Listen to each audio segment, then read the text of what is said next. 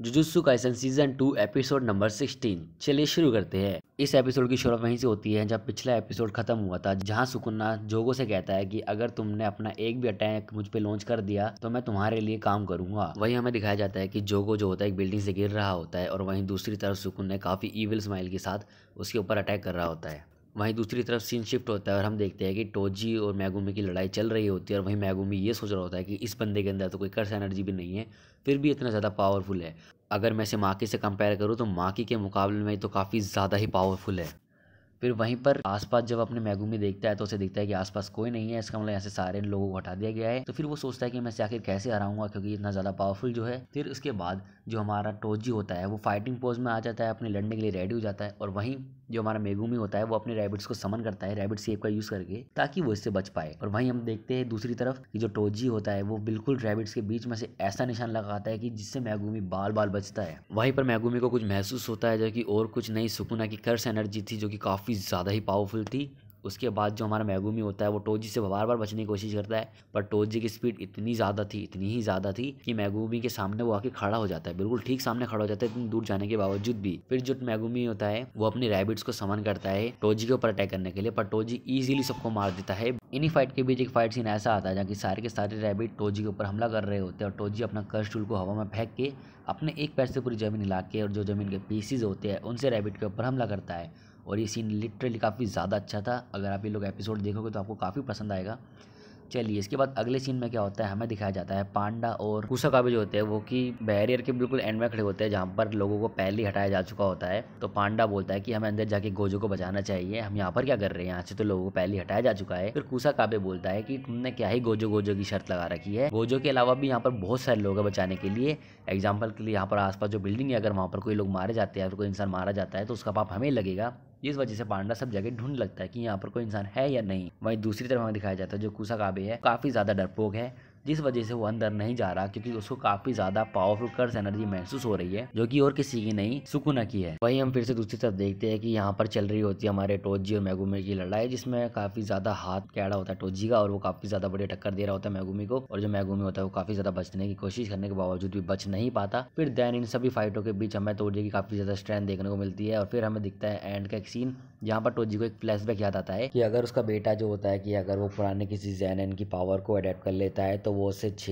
या फिर 7-8 लाख रुपए लेगा, जिस पे जैनिक क्लैन का हेड बोलता है कि मैं 10 लाख रुपए दूंगा अगर उसने ऐसा कर दिया तो वहीं पर जो हमारा टोजी होता है वो जा रहा होता है, सोच रहा होता है कि मेरे पास कोई कर्स एनर्जी नहीं थी जिस वजह से जैनिक क्लैन मेरे किसी काम का नहीं था, बट अगर मेरा बेटा ऐसा करने में कामयाब होता है तो उसको एक अच्छी लाइफ मिलेगी। दैन उसको उसकी बीवी का फ्लैशबैक याद आता है जहाँ पर उसकी पत्नी उससे कहती है कि मेरे बेटे का ध्यान रखना, या कहूँ हमारे बेटे का ध्यान रखना। फिर वहीं टोजी फ्लैशबैक से वापस आता है और प्रेजेंट टाइम में सीन शिफ्ट होता है और वहाँ पर हमें दिखाया जाता है टोजी मैगुमी से पूछता है कि आखिर तुम्हारा नाम क्या है, जहाँ पर मैगुमी बोलता है मेरा नाम है फुशिगुरो मैगुमी, जिस पर टोजी बोलता है कि अच्छी बात है कि जैनिन नहीं है। उसके बाद वो जो अपना कर्स टूल होता है वो अपने सर में मार के वहीं मर जाता है। फिर जब मैगुमी जाता है और लाश को देखता है तो वो लाश टोजी की होती नहीं है, वो उसकी होती है जिसके अंदर उसको रीइंकार्नेट किया गया था। उसके बाद हम देखते हैं कि टोजी के जो ब्लड होता है काफी निकल रहा होता है। फिर वो सोचता है कि इस चीज का मेरे पास अभी वक्त नहीं है, उसे जल्दी से शोको के पास जाना पड़ेगा ताकि वो खुद को हील कर पाए। लेकिन वहीं उसके सर पे एक अटैक होता है। फिर हम देखते हैं जो अटैक मैगुमी पर किया होता है वो शिगुमो ने किया होता है। वहीं हमें पास के सीन दिखाया जाता है जहाँ गैटो के सारे मेंबर बैठ के एक मीटिंग कर रहे होते हैं, मतलब खड़े होकर एक मीटिंग कर रहे होते हैं, जिस मीटिंग में वो बात करते हैं कि गैटो साहब अब रहा नहीं तो हमें अलग अलग होकर अपना अपना काम करना चाहिए।